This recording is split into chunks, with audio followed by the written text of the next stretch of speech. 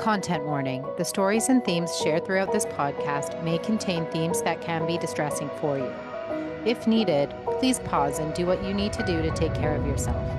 If needed, please reach out to a mental health professional for support. Oh, hi everyone. It's me, Blair Kaplan Venables, and we are here with the first episode of Resilient AF with Blair and Alana. Hello, hello. Welcome, everyone. I don't know, like we maybe are a little rusty, maybe we're picking up where we left off, but we haven't recorded or put out a new episode since August 2023, and that was over a year ago. So much has happened in that time. Wow. I can remember back to August 23. Um, but wow. Yeah. Yeah. Life's been a journey. So why haven't we recorded? Maybe let's just address that. And why is this a new podcast?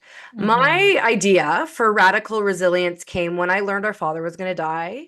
It kind of popped in around March 2019 when we launched the Global Resilience Project. And I started off over the pandemic with a video interview series. And then on our mother's first birthday after she passed away, we launched the podcast.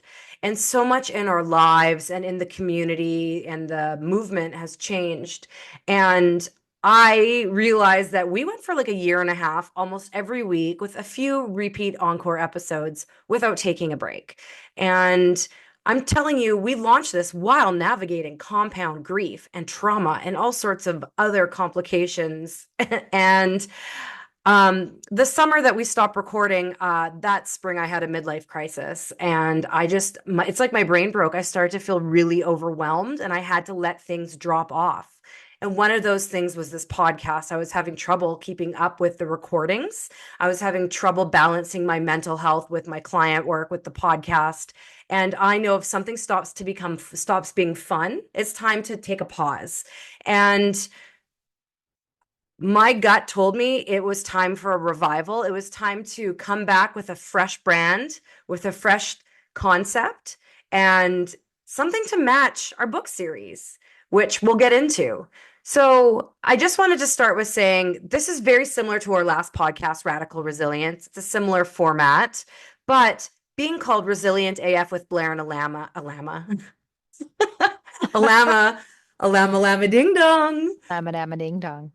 With Blair and Alana, it matches our book series because our anthology is now called Resilient AF Stories of Resilience, and we'll kind of dive into that. But I feel like in my heart this was the right decision, and I'm so excited because we have so many phenomenal guests, and we got a lot of feedback that people love listening to me and you, Alana. Yeah. Yeah. This might be a rebrand. We might be rusty in some ways, but I can guarantee that we still have the same back and forth banter as always. And even though we haven't been recording our conversations since August 2023, we've been having a lot. And there's been a lot that's gone on since that time. And Yeah. so So what have we been I'm doing? I don't even know. Maybe like, okay, so I can't remember. What have we been doing since August 2023? So it's now like towards the end of 2024, and we've successfully made it a couple years without people dying. So like that's good. Yeah. Yeah. Why don't we go like Well, did we? yeah. What about Ash? That happened probably around that was the summer of 2023. Okay. So Ash, our beloved cat, died. That was my second experience with a pet death. That was really sad. Have you ever well, you lost a pet, Yeah, Alana. we've lost two. I've lost my rabbit, Yeah, Blackie. Blackie, the rabbit who I had. Oh my God, that was so awful. I have a quick story about this actually. Um, so Blackie I had and I realized the name now, but I was 9 and it was 1999 or 10, I guess, when Blackie came into my life. I'm canceling you. Just Please kidding. don't. And I had Blackie for until grade 11. And Blackie dying was very traumatic, not only for me, but for my mom, who took a day off work as I took a day off school. But in my English class that year, around that time, we had to make an anthology of poems. And I found it and I still have it. And it was a book about saying goodbye, different poems about saying goodbye. And I think it was titled Someone Said Goodbye, which I believe is an Enya song. Um, and it's interesting how that was inspired by the death of Blackie and ap apt timing because my first real big grief happened a few months later when we lost our Auntie Heather that year as well. I know this was very much a side tangent, but when we bring up pet deaths, I often think of that. And then we lost Xena. Yeah. Yeah. Ah, pet deaths. But we had no human deaths that were super close to us. So that was a win. Yes. And so after the first book, the Global Resilience Project came out, wasn't sure what we were going to do. We rebranded the book to be Resilient A.F. Stories of Resilience. And when we were recording our last few episodes, some of those interviews, those people were featured in our book, which is absolutely amazing. And Alana and I were just kind of talking about like, what have we been doing? So I was working really hard on getting the book out. So the book came out March 2024, March 1. And, Yes. you know, it's such a process because we have around 50 stories. We have to meet people and, see if they want to be in the book. Then we help them write their stories. They go back and forth. It's like having 50 clients. And then we have a team. We have an editor, and the editor goes back and forth with each person multiple times. And then we have a designer, and we have to review everything. Plus, there's other pages to write. And sometimes it's like the hurry up and wait analogy. And then sometimes it's everything at once. And we had to make deadlines because early March, we were handing out copies of our books to celebrities and media at an Oscars gifting lounge in LA. And we did not want to muck this up. And so, sure enough, in true Kaplan planning, because plan's in our name, um, I had to work during Grief Week. So Hmm. I want to talk about this grief. Let's talk about Grief Week. And do you want to Okay. remind everyone like what Grief Week is? Yeah, so Grief Week was inspired by the death of our parents. But really, what happened is because our parents died within a calendar week of each other, we decided we would always be together during that week, somewhere warm, because it's better to be warm and sad than cold and sad. And we both live in very cold climates in Canada. And so this past grief week, so I think you probably all recall if you've listened to our previous episodes about our debacle with the Airbnb. So we decided we needed to be taken care of. And this past grief week, Wait, hold we, on. The Airbnb for Grief Week number one, the first the official grief. official first one, Yeah. because the one, the like little taste of grief week we had the year prior was a good experience. Yeah. Anyway, so we decided to go on a cruise. I was able to convince Blair. I love cruises. I love being taken care of. I love everything about a cruise. And so we And me were, not so much. yeah, yeah. And then in true Kaplan form, the cruise, the weather was not great until like day 5. And it was fun despite some hiccups. Like I was pretty sick and And it rained and every it single rained. day. Yeah, And the one day it was hot. We got out, we got up, and we were like on the beach by 8 a.m., back on the cruise ship by 11, super sunburned. yeah. You were It's a sick, beautiful like beach. barfing I was barfing. and other things. A lot was happening within my internal system. And we did not share a room, but we shared a wall. Well, yeah, so Blair knew and I was not okay. Um, because we tested it out having our own rooms. And a fun thing about the rooms we Wait, had, hold on. I just want to say that I love having my own room, but like I'm not a baller. Like I don't have yeah, multiple millions, but we did it. We tested it out. And we if finances allow in the future, we're going to go back to that. But But for 2025, we'll be sharing a room Yeah. And not on somewhere a cruise else, ship not on a because cruise there ship. was 8,000 people on that ship. It was a lot of people. It was a lot of people. Okay, but the fun things about our room, you can tell them because Alana and I do not have kids. For those of you out there who don't know that, we do not have kids. We love children, but on vacation, I don't need to spend a ton of time with them. And on cruises, it's like they go buck wild. Like the parents drink, the kids run free, and we don't need that during It's grief week.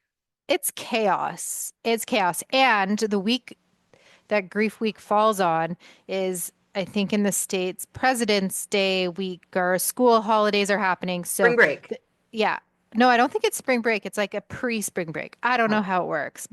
But basically, the ship had 6,000 people and we lucked out. And by lucked out, I mean we chose to have these rooms that gave us access to the thermal spas. And that's like the water cycle, steam rooms, saunas, whatnot. Um, but the bonus is that we had our own private elevator. oh my God, So that was the best. we were on the 17th floor and Like our floor had a private elevator. We did not, mm, but like there was only yeah, certain sorry. people who knew about it and Only could those use who it. had the spa rooms Mhm. because you had to use one of those access cards or This your is the most sale cards. unrelatable conversation. Yeah. Long story Anyways, short, we went to on a cruise for Grief Week. We basically hung out with many senior citizens from around the world. We became best friends with a bunch of like people who would maybe be our grandparents.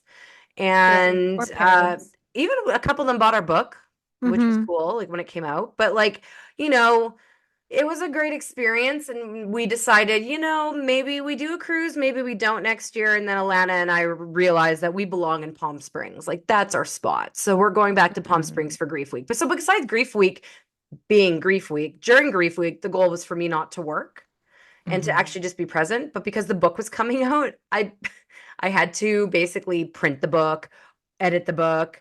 Like it was intense because I was racing against the clock with this book and making sure that we had it out in time for the Oscars gifting lounge. But we did it.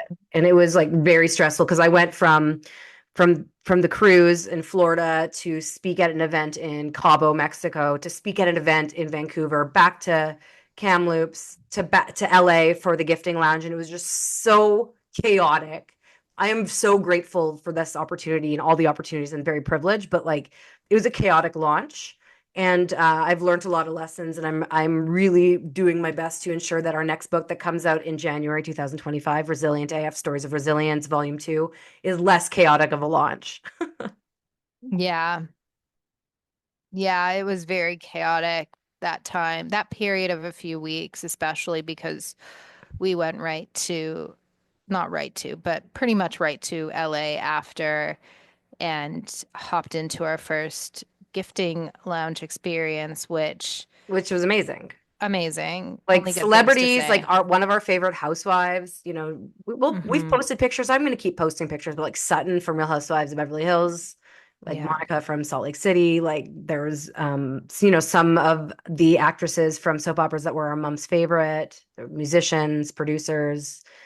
That was cool. So it's it was really it was a really cool experience. And I think we should do a whole episode about the gifting lounge because I don't want to use this time, but because we're Okay. doing kind of like Yeah. a recap on like what we've done. So we went from like cruising and to Hollywood, which was bananas. And the project, yeah, like as soon as the book came out March 1st, immediately people were like, Blair, how do we get in your next book? So I said, okay, people want to be in the next book. We started working on the book. We filled about 50 spots in the next book, and it comes out in January. And that's been a really cool experience because now I have systems and processes because this is our third anthology.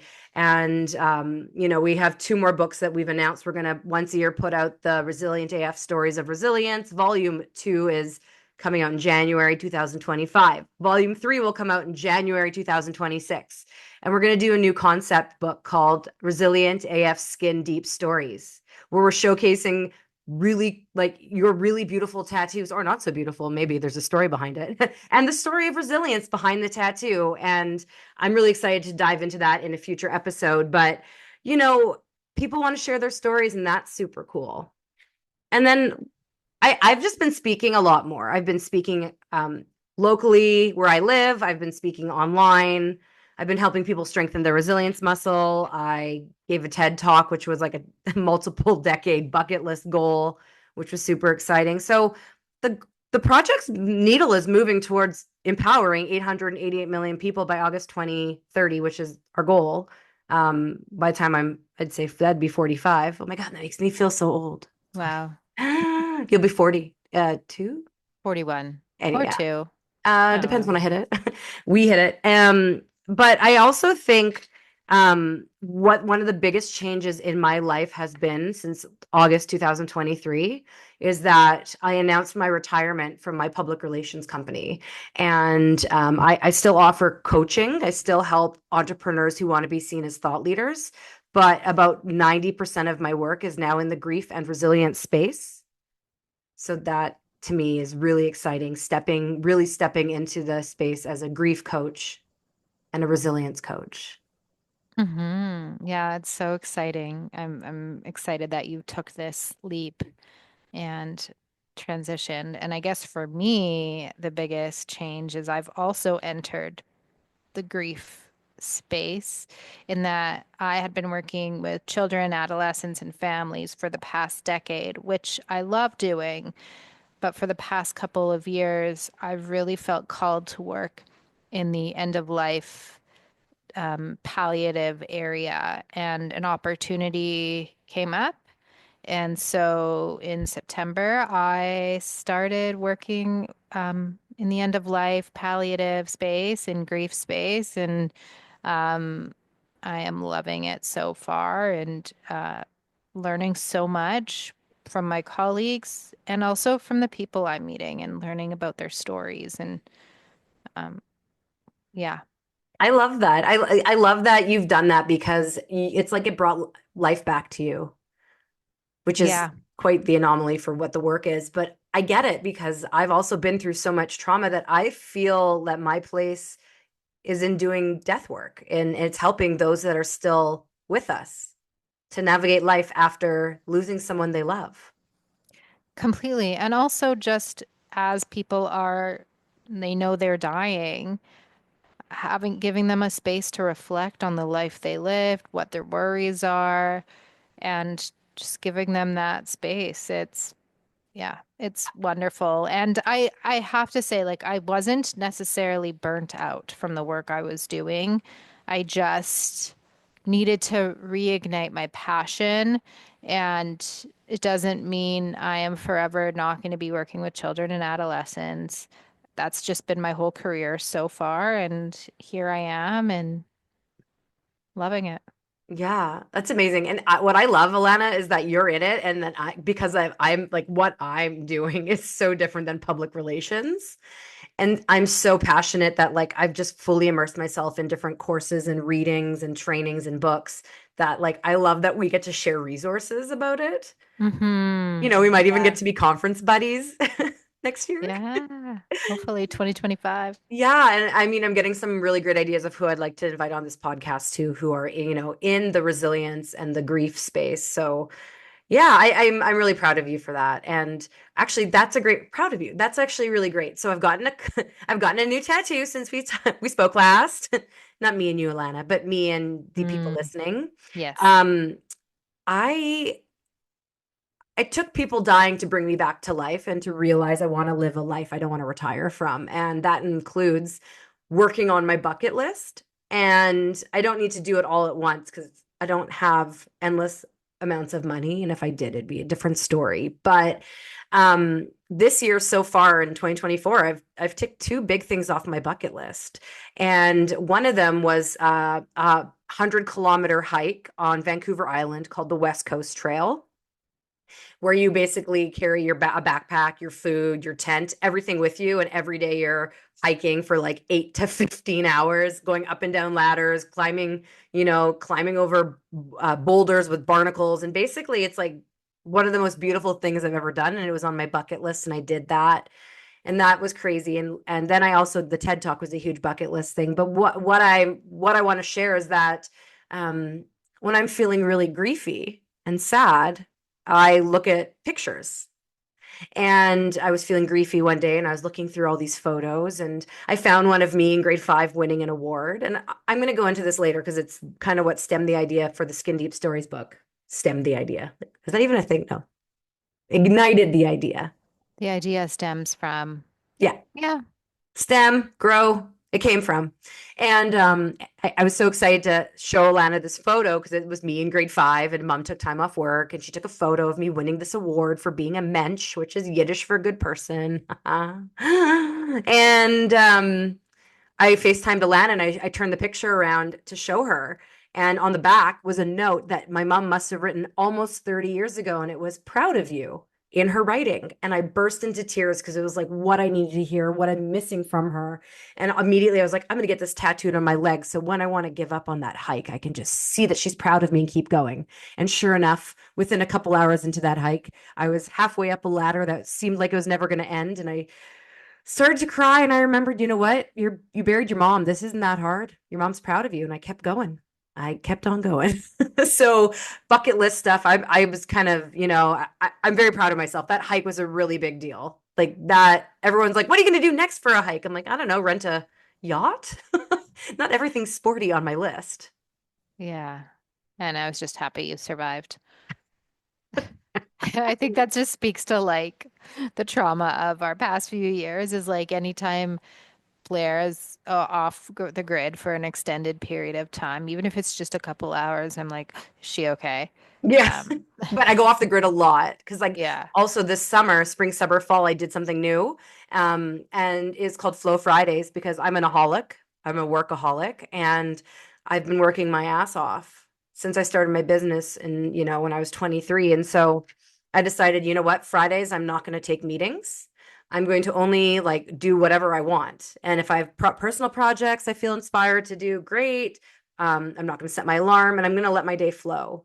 And we have a spot at a lake where we have a trailer parked. And spring, summer, and fall, up until recently, every Thursday, Shane and I would go out to the lake and we would be there till Sunday. And doing that literally was so integral to healing my heart and my mental health. Like this is the best I have felt since like before everyone died, before we knew dad was going to die, which was a long time ago. Like this is probably the best I felt since 2018. That's when I went on my honeymoon with Shane to Europe and I owe a lot of it to really prioritizing, you know, my nervous system being a priority for me and relaxing and resting and not escaping and escaping to not escape, going off the grid to really be with my thoughts. But we have Wi-Fi, so I would be able to check in with Alana. And if I did feel empowered to, work or write, I could. But that was huge for me. And you started doing something and you just hit a huge milestone. Oh, yeah. And I want to talk about what you got into and like the big milestone and what the prize is. Okay. So, Pilates studio opened up near me. And I dabbled in Pilates when I lived in Toronto and loved it, reformer Pilates. That's like with the machine. And I was part of this yoga studio in Toronto, and it felt like community. And ever since COVID and moving back to Winnipeg, like I haven't felt connected to anything. And then this Pilates studio opened up. And last Sunday, doesn't really matter because I'm not sure when this is actually coming out, but last Sunday I hit my 100th class. And at the studio, it's a chain. You get a like a little certificate that says that you've reached 100 classes. You get to sign a board that hangs in the studio with all the people who've reached 100 classes. And then you get, because you have to wear grip socks, and you get these grip socks, and they are toe socks, and they're like bedazzled and say 100 on them. And Have you worn them yet? Toe socks. no, I just have I this like love know. hate kind of like barf in It's my the mouth feeling about sensory. It's the sensory you know what piece. toe socks. Like why toe socks? I think it's actually a good thing for Pilates because so you can like focus on how you stand and whatnot. Um, Like no one wants I to wear gloves on their feet. I mean, and those that do wear the open ones, like I don't often see. do you mean the open But ones with the anyway, tips cut off? yeah, Socks with people the at the tips cut. studio. Yeah, I hate feet. I toe can't. socks. I can't. I Toe socks can't. are they're a choice, and maybe I will make the choice to wear them. But it's a really big deal because I haven't found anything that I've been passionate about. Like, It um, is a huge deal, Alana. Like 100 classes? That's yeah, amazing. That's wait, commitment. we're missing a really Wait, big let's thing that wrap up happened. celebrating you. No, this is also Okay, celebrating me. okay, okay, okay. But yes, I hit 100 classes. The next milestone's 250. Maybe I'll make it before June. Who knows? Anyways, I can't believe I forgot because this was my whole summer. I Oh, took pottery classes. yes, you did. You did pottery. I did And Alana uh, urgently texted me yesterday and she was just like, call me back or something. And I thought something answer was, is what it oh, said. answer. How Sharon of you. That was totally a Sharon thing. Answer. That's what our mom would do. Because my phone's always on do not disturb. And anyways, I called her back because I thought it was an urgent thing. And she's like, do you want to see my pottery? Do I got all of my pieces back. you have them It was near my you? I have my Like, can you reach them? coasters. I have Let's look at one. your coaster. I'll show one coaster. Okay, so let me just tell the story. So it's a pottery wheel class, and I'm left-handed, so that's a strike against me. Second strike against me is I have hypermobile joints. So like anything where you need to be like steady, like my fingers just don't steady. Like when people say fingernails, it's like or being on your fingertips, like I just can't do that. Anyways, I really struggled with the wheel. I had made a couple of things, but then about the third class, my teacher introduced us to slab, which is basically hand building. And I mean, I'm still not amazing at it, but with slab, I was able to do a mix of wheel, like plates with like edges from the wheel, or making coasters with different things in them or embossed. I'm not sure what the word is. And so here's the coaster I have nearby. So those of you who can't see this, we are also these videos are on YouTube. The link is in the show notes. So this is Alana showing us, for those of you who can't see, it's a really beautiful flower that looks like a tire marks, like nice tire marks. And It's not tire marks. I don't know what it is, but it's Well, I great. guess so. And It's then, fun and you know what's cool about pottery? This isn't a pottery podcast, but I will say glazing is fascinating and because fun. and fun because you actually have no idea what it's going to look like when it comes out because it's all about where in the kiln your stuff is and how hot it is and whatnot. And so, whatever color I chose, I was told to write them down, but I did not. Um, Oxidized in a really cool way. Yeah, I'm proud of you. Thank you. That's good. Yeah, I can't believe I So forgot about it. It was my whole summer. Alana did pottery. She's has toe socks from 100 classes at Pilates. I wonder what you get for like 250. Well, it's all the P's, pottery, palliative, and Pilates Oh, has been that's good. my past few months. What if mine? Yeah, I'm just well, no. I don't have a fun little listy thing of letters, but I'm really excited that this podcast is back. And well, not back, it's here, but that we're back podcasting. Revived. Yeah, and I feel really like inspired because I have been working with everyone that's going to be in our next book. And we're launching this book in New York at the end of January in Times Square with a billboard. And I'm just so pumped. And like I've really gotten to know all of our authors over, the past 3 books. And I just I'm so just in awe with the ability for people to want to share their stories to help people. And that's why we exist. That's why this podcast is here. Storytelling is so empowering. And I'll talk more about the science behind it when we talk, maybe about my TED Talk and my experience with Mhm. that. And maybe that's coming up soon. But I I am just so grateful for everyone out there who has shared their story on our podcast before or coming up or with me over coffee or with Alana or in our books. We wouldn't exist without everyone that's here. And like I am just so excited. Like we're wrapping up 2024 with a bang. Mhm. Do you have anything else you want to like add or share? I think you just summed it up so nicely. I don't Great. have anything else to add. Amazing. Well, you know what? Thanks for tuning in to our first episode of Resilient AF with Blair and Alana. Not every episode is going to be me. Might also, not every episode will be Alana. Sometimes it'll be Alana. Sometimes it'll be me. Sometimes it'll be both of us. Sometimes it'll only be the both of us. And maybe it'll be with a guest. You never know. Every episode is going to be a mixed bag of goodness. And we are so excited to empower you to strengthen your resilience muscle. So thanks for tuning in. Thanks for listening, for watching. And Alana, thank you for being my sister and for listening to me when I cry my eyes out, which happened earlier today. You are welcome. It is my honor. Peace. That's a wrap for another episode of Resilient AF with Blair and Alana. And thank you for listening. Are you feeling inspired to bounce forward? Let's connect at theglobalresilienceproject.com, where you can read many stories of resilience, buy our books, shop our clothing line, learn more about how to strengthen your resilience muscle, be empowered, and more.